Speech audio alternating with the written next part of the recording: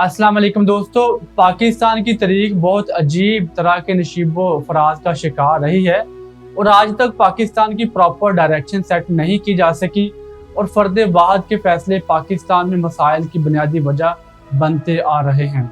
अभी तक ये फैसला नहीं हो सका कि पाकिस्तान को लीड कौन करेगा, सियासतदान लीड करेंगे या जुडिशरी लीड करेगी या मिलिट्री एस्टेब्लिशमेंट पाकिस्तान को लीड करेगी या ब्यूरोक्रेसी पाकिस्तान के फैसले करेगी। और जिस तरीके के साथ पाकिस्तान में पीएम को रुखसत किया जाता है, वैसे तो पीएम को भी रुखसत नहीं किया जाता। पीएम को रुखसत करने से पहले एक आध शोकाज नोटिस जरूर दिया जाता है, लेकिन प्राइम मिनिस्टर ऑफ पाकिस्तान को तो एक आध शोकाज नोटिस भी नहीं दिया जाता। पाकिस्तान बनने से लेके आज तक टोटल 4 मार्शल लॉ पाकिस्तान में इम्पोज किए गए। पहला मार्शल लॉ सिकंदर मिर्जा ने 7 अक्टूबर 1958 को लगाया और दूसरा martial law general Yahya Khan ने 25 मार्च 1969 को लगाया और तीसरा मार्शल लॉ 5 जुलाई 1977 को जनरल जियाउल हक ने लगाया और चौथा मार्शल लॉ 12 अक्टूबर 1999 को जनरल परवेज मुशर्रफ ने लगाया। ये अक्टूबर का महीना है दोस्तों, और इसी महीने में ही नवाज शरीफ को त्यारा हाईजैक केस की वजह से इक़्तिदार से जाना पड़ा और मुल्क में मार्शल लॉ लगा दिया गया और परवेज मुशर्रफ ने मुल्क में इमरजेंसी नाफज कर दी। दोस्तों, क्या रीजन थी इस मार्शल लॉ की?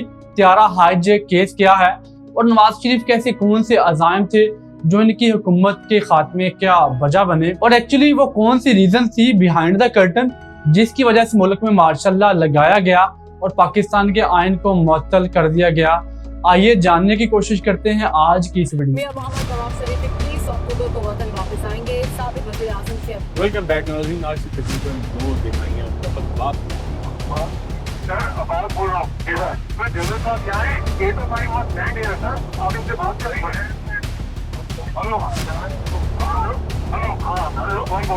अब आपको बताएं वो सलीटों के हाय नवाज शरीफ की जुलाई में वतन की साथ तगली खान है, वो पहले वज़ीर आज़म शहबाज शरीफ के साथ इस वक्त जगह जाएगी।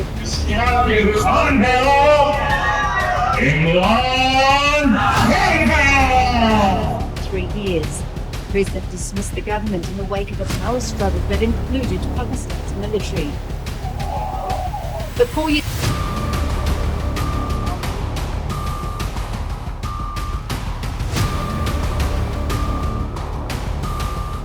दोस्तों, हमारी इस कहानी का आगाज होता है 1997 को, जब नवाज शरीफ की कंजर्वेटिव जमात भारी अक्सरियत के साथ इंतखाबात में कामयाबी हासिल करती है और नवाज शरीफ 2/3 अक्सरियत के साथ पावरफुल वजीर आजम के तौर पे सामने आते हैं।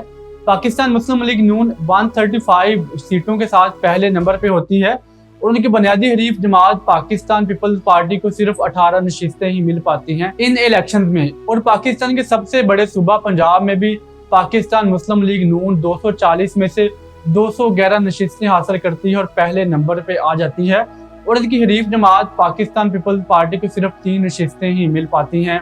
और इसके साथ साथ KPK में नवाज शरीफ की जमात हुकूमत बनाती है अवामी नेशनल पार्टी के साथ और सिंध में MQM के साथ हुकूमत के तौर पर सामने आती है पाकिस्तान मुस्लिम लीग नवाज। इस तरह सूबों में भी और फेडरल में भी पाकिस्तान मुस्लिम लीग नून की हुकूमत है और ये प्रेडिक्ट किया जा रहा था कि नवाज शरीफ इस दफा अपनी आईनी मुद्दत को पूरा करेंगे। और नवाज शरीफ जब इक़्तिदार में आते हैं तो उनके सामने बहुत बड़े चैलेंजेस भी होते हैं, जिसमें सबसे पहला और बड़ा चैलेंज होता है सदर फरूक लगारी के साथ नवाज शरीफ के रिलेशन वो कोई अच्छे नहीं होते। और उन डेज में 1997 में हुकूमत को स्मूथली चलाने के लिए प्रेसिडेंट का रोल बहुत अहम हुआ करता था, इसलिए प्रेसिडेंट फरूक लगारी भी प्राइम मिनिस्टर नवाज शरीफ के लिए बहुत बड़ा चैलेंज कहे जा सकते हैं। और दूसरा बड़ा चैलेंज गवर्नमेंट के लिए अपोजिशन था। किसी भी मुल्क में गवर्नमेंट जब अपनी हुकूमत के अफेयर चलाती है तो अपोजिशन हमेशा चैलेंज हुआ करती है, लेकिन पाकिस्तान में हमेशा से ये देखने में आ रहा है कि जो अपोजिशन होती है वो हुकूमत के लिए बहुत बड़ा चैलेंज होती है। नंबर 3, जुडिशरी भी नवाज शरीफ के लिए बहुत बड़ा चैलेंज थी। चीफ जस्टिस सजाद अली शाह के साथ भी नवाज शरीफ के रिलेशन अच्छे नहीं थे और किसी जमाने में इन दो पर्सनैलिटीज के दरमियान एक बात पे इख्तलाफ राय हुआ था और बहुत बड़ा इख्तलाफ था, लेकिन अब वो इख्तलाफ जब नवाज शरीफ गवर्नमेंट में आते हैं तो वो दुश्मनी में तब्दील हो चुका था। मैं वीडियो के अगले हिस्से में आपको बताऊंगा कि जुडिशरी नवाज शरीफ के लिए क्यों इतना बड़ा चैलेंज थी। अब नंबर 4 पे बात करते हैं कि इकोनॉमी की सूरत हाल। इकोनॉमी भी हुकूमत के लिए बहुत बड़ा चैलेंज थी। प्रीवियस गवर्नमेंट पाकिस्तान पीपल्स पार्टी की गवर्नमेंट में बहुत ज्यादा करप्शन हुई थी और इस टाइम IMF के साथ मुआहदा चल रहा था और पाकिस्तान की इकोनॉमिक सूरत हाल बहुत बड़ा चैलेंज के तौर पे सामने आ रही थी नवाज शरीफ के लिए। और नंबर 5 पे बात करते हैं कराची के हालात। कराची के हालात उस जमाने में ठीक नहीं थे। रोजाना कराची की सड़कों पे लोगों को शहीद किया जा रहा था और जब हकीम सईद को कराची की सड़कों पे शहीद किया गया तो नवाज शरीफ ने MQM के साथ अपनी हुकूमत को खत्म करके सिंध में गवर्नर राज लगा दिया। दोस्तों, ये वो चैलेंजेस थे नवाज शरीफ के सामने जब उन्होंने अब हुकूमत को संभाला। लेकिन हुकूमत में आने के बाद नवाज शरीफ की कुछ ऐसी अचीवमेंट्स भी थी जिनको हमेशा याद रखा जाएगा। नंबर 1 पे मोटरवेज को मुकम्मल करना। मोटरवे M1 को 1997 में मुकम्मल किया गया था। 1992 में M1 मोटरवे का आगाज किया गया था जो कि लाहौर से इस्लामाबाद तक बनाई गई। और नंबर 2 पे बात करते हैं न्यूक्लियर एक्सप्लोजन, एटमी धमाके करना भी नवाज शरीफ की बहुत बड़ी अचीवमेंट कही जा सकती है। दुनिया के बहुत बड़े प्रेशर के बावजूद, आलमी पाबंदियों के बावजूद नवाज शरीफ ने एटमी धमाके करके बहुत बड़ी अचीवमेंट हासिल की और जिसको इंटरनली मुल्क में बहुत ज़्यादा पसंद किया गया और नवाज शरीफ की पॉपुलैरिटी में इजाफा देखने को भी मिला। नंबर 3 पे अगर बात की जाए तो 13 और 14 अमेंडमेंट में नवाज शरीफ हुकूमत की बहुत बड़ी कामयाबी और अचीवमेंट कही जा सकती है। 13 अमेंडमेंट के साथ सदर से असम्बली तोड़ने के इख्तियारात वापस लिए गए और आर्म फोर्सेस की सिलेक्शन के इख्तियारात भी सदर से वापस लेके पार्लियामेंट को दे दिए गए और 14 अमेंडमेंट के साथ फ्लोर क्रॉसिंग को रोका गया। नंबर 4 पर जो बड़ी अचीवमेंट वो कही जा सकती है वो डिक्लेरेशन लाहौर था। दिल्ली से लाहौर तक जो बस सर्विस का आगाज किया जाना था, एक डिक्लेरेशन ऑफ लाहौर के नामी चार्टर हुआ वज़ीर-ए-आज़म नवाज शरीफ और इंडियन प्राइम मिनिस्टर वाजपेयी के दरमियान। ये भी नवाज शरीफ की बहुत बड़ी अचीवमेंट कही जा सकती है। दोस्तों, शरीफ की अचीवमेंट्स के बाद अब बात करते हैं कि वो कैसे हालात थे या ऐसी कौन सी वजूहात थी जिनकी वजह से मुल्क में मार्शल लॉ लगा और बात 12 अक्टूबर 1999 तक पहुंच गई। और नवाज शरीफ के ऐसे कौन से अज़ाम थे या ऐसी कौन सी गलतियां थी अगर नवाज शरीफ ना करते तो उनकी हुकूमत और मजीद आगे चल सकती थी और उनके इक़्तिदार का खात्मा ना होता। सबसे पहले रीज़न की बात की जाए तो सिंध का गवर्नर राज कहा जा सकता है। जब कराची के हालात बहुत ज़्यादा ख़राब हो गए और जून 1998 में कराची में कत्ल व गारत बहुत अरूज पे थी और कराची की सड़कों पे हकीम सईद को शहीद किया गया तो नवाज शरीफ ने MQM के साथ अपनी गवर्नमेंट को ख़त्म किया और सिंध में गवर्नर राज लगा दिया। और इसके बाद से एक और जमात अपोजिशन में चली गई। यहाँ पर पाकिस्तान पीपल्स पार्टी के साथ MQM भी अपोजिशन के तौर पे सामने आ रही थी। ये भी नवाज शरीफ की पहली गलती कही जा सकती है कि उन्होंने सिंध में गवर्नर राज लगा दिया। और दूसरी बड़ी रीज़न की बात की जाए तो वो काला बाग डैम बनाने का फैसला था। जब हुकूमत ने काला बाग डैम बनाने का फैसला किया और KPK में उनकी इत्तेहादी जमात अवामी नेशनल पार्टी ने काला बाग डैम को मानने से इनकार कर दिया और MQM ने भी काला बाग डैम की मुखालफत की। जब इतनी बड़े लेवल पे मुखालफत का सामना करना पड़ता है तो हुकूमत काला बाग डैम बनाने का फैसला वापस ले लेती है। लेकिन इस फैसले के बाद से हुकूमत और ANP में दूरियां पैदा होनी शुरू हो जाती हैं। अब ANP हुकूमत में तो मौजूद थी लेकिन हुकूमत के साथ नहीं थी। तीसरी बड़ी रीज़न की बात की जाए तो वो कॉन्स्टिट्यूशनल क्राइसिस था। अब गवर्नमेंट के जुडिशरी के साथ भी तल्लुकात अच्छे नहीं थे।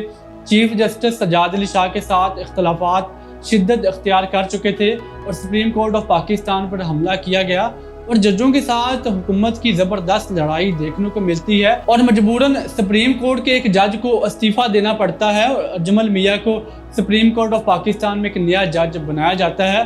और ये भी बहुत बड़ी रीज़न थी। कॉन्स्टिट्यूशनल क्राइसिस की वजह से भी हुकूमत बहुत ज़्यादा कमज़ोर हो चुकी थी। दोस्तों, अगर चौथी बड़ी रीज़न की बात की जाए तो वो नवाज शरीफ की गलती नहीं की जा सकती, वो था कारगिल का ऑपरेशन। जब कारगिल का ऑपरेशन मुकम्मल वार में तब्दील हो चुका था तो नवाज शरीफ को बिल्कुल भी आइडिया नहीं था कि कारगिल में वार का आगाज हो गया है।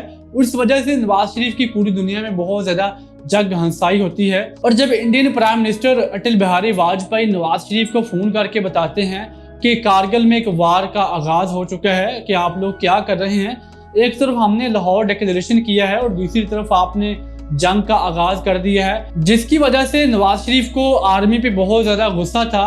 फिर वाशिंगटन डिक्लेरेशन के साथ इस इशू को रिजॉल्व किया गया, लेकिन यहाँ पे आके हुकूमत और आर्मी के दरमियान इख्तलाफात का आगाज़ हो चुका था और मुशर्रफ और नवाज शरीफ में बहुत ज़्यादा दूरियाँ आ चुकी थी। और यही सबसे बड़ा रीज़न था नवाज शरीफ के हुकूमत के खात्मे का। और नवाज शरीफ साहब इसी तैयारी में थे कि मैं किसी तरह मुझे मौका मिले और हम परवेज़ मुशर्रफ को रिप्लेस कर सकें और फिर ये देखा गया कि जब परवेज मुशर्रफ श्रीलंका के दौरे पर गए हुए थे और उनके त्यारे को फिर कराची में लैंड नहीं करने दिया गया। दोस्तों ये 12 अक्टूबर का दिन था और यही वो दिन था जो एक सनसनीखेज फिल्म की तरह चल रहा था और किसी भी वक्त किस तरफ पलड़ा भारी हो जाएगा किसी को भी आइडिया नहीं था। परवेज मुशर्रफ श्रीलंका दौरे पर गए हुए थे और जब उनका त्यारा हवा में था तो नवाज शरीफ ने सिंध पुलिस और कराची एयरपोर्ट इंतजामिया को हुक्म दिया कि इस त्यारे को कराची में लैंड ना करने दिया जाए। लेकिन दूसरी तरफ परवेज मुशर्रफ भी पूरी तैयारी के साथ गए थे। उन्होंने जाने से पहले कुछ इंतजामात ऐसे किए थे कि अगर ऐसे हालात आते हैं तो मुल्क में इमरजेंसी नाफज कर दी जाए। दोस्तों 12 अक्टूबर एक सनसनीखेज और असाब शिकन दिन था दोनों साइड्स पे। इस सनसनीखेज फिल्म का आगाज होता है शाम 5 बजे के टेलीविजन के बुलेटिन से, जब खबर ये नशर होती है पीटीवी पे ये खबर नशर होती है कि वज़ीर-ए-आज़म नवाज शरीफ ने जनरल परवेज मुशर्रफ को रिटायर करके जनरल ज़ियाउद्दीन को ये मनसब सौंप दिया है। और जैसे ये खबर नशर होती है तो पूरे मुल्क में सनसनी फैल जाती है और सीनियर आर्मी अफसरान एक दूसरे से रब्ता करने लगते हैं और टेलीफोन कॉल होना शुरू हो जाती हैं। और चंद टेलीफोन कॉल्स ऐसी भी होती हैं जिनसे इस तासर की नफी होती है कि फौज इक़्तिदार संभालने के लिए तैयार नहीं थी। दोस्तों कराची एयरपोर्ट के कंट्रोल रूम और काकपट में होने वाली जो कन्वर्सेशन है जनरल परवेज मुशर्रफ और जनरल इफ्तिखार के दरमियान वो तारीख का हिस्सा बन चुकी है, जिसमें परवेज मुशर्रफ अपने कुत्तों के नाम मालूम करके इस बात की तसल्ली करते हैं कि उनको कहीं धोखा तो नहीं दिया जा रहा। पीटीवी पे जनरल परवेज मुशर्रफ की बरतरफी की खबर नशर हो चुकी होती है और जब दूसरी दफा ये खबर चल रही थी तो इसी दौरान फौज कराची के पीटीवी सेंटर में दाखिल हो चुकी थी।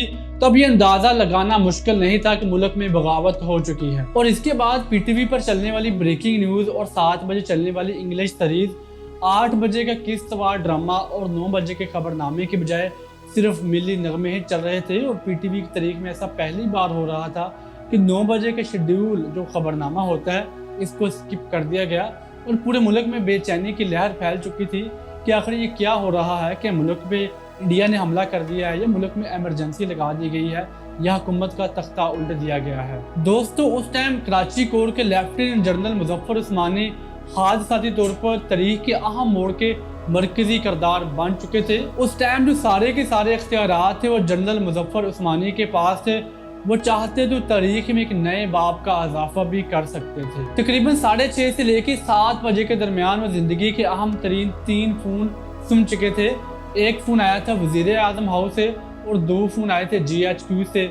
अब यहाँ पे अख्तियारात उनके हाथ में थे और अब फ़ोन की बारी उनकी थी। वो या तो पूरे प्रोटोकॉल के साथ जनरल मुशर्रफ को बतौर आर्मी चीफ आर्मी हाउस ला सकते थे या एज ए साबिक आर्मी चीफ आर्मी हाउस में लाकर उनको कैद भी कर सकते थे। और यही हुक्म मिला था जनरल उस्मानी को वज़ीर-ए-आज़म हाउस से।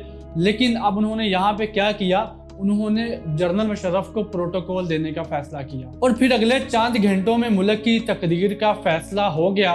और रात 1 बजे के करीब ये फिल्म नुक्ता अरूज पर थी जब जनरल परवेज मुशर्रफ कैमरे के सामने आते हैं। और जब वो कैमरे के सामने आते हैं तो वो शदीद असाबी तनाव का शिकार होते हैं। और फिर एक दफ़ा कैमरे बंद करके उनको जूस पेश किया जाता है और ये कहा जाता है और परवेज मुशर्रफ से ये रिक्वेस्ट की जाती है कि सर आप एक दफ़ा रेस्ट कर लें। और फिर चंद ही मिनटों के बाद वो जनरल जिनकी तैनाती पर उनके अपने इदारे ने ये राय दी थी कि वो जल्दबाज और वसीले इंसान है, पाकिस्तान के स्याह सफ़ेद के मालिक बन जाते हैं। सुबह के जो हुक्मरान थे जिन्होंने शुजाबाद में जलसा किया था एज ए वज़ीर-ए-आज़म, वो रात को कैदी बन चुके थे। और शाम को 5 बजे जिनको रिटायर कहा गया था और बरतरफ कर दिया गया था वो रात को हुक्मरान बन चुके थे। दोस्तों कारगिल जंग का मलबा एक मिलिट्री कू पे ख़त्म हुआ और पाकिस्तान एक नए दौर, एक नई सदी और एक नए मिलेनियम में दाखिल हो चुका था।